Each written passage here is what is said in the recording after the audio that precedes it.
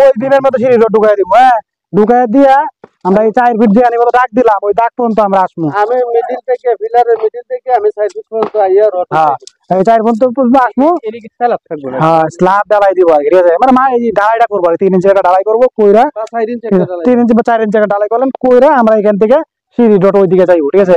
এখান থেকে আমরা প্রথম ধাপ শুরু হয়ে আসলো এখানে আমাদের এই পর্যন্ত নাকি 10টা ধাপ, 10 10 100 ইঞ্চির মধ্যে 10টা ধাপ শেষ।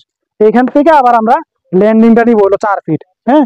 তো ল্যান্ডিংটা আমরা 4 ফিট ক্লিয়ার করবো, তাহলে তো 4.5 ফিটে ল্যান্ডিংটা করতে হবে, আর 5 ইঞ্চি আপনার ইয়া, হ্যাঁ 4 ফিট 5 ইঞ্চি মতো আপনি ঢালাই করবেন, ঠিক আছে। এর মধ্যে 5 ইঞ্চি গাঁথনি করে ফেলবেন আর 4 ফিট থাকবে ভিতরে।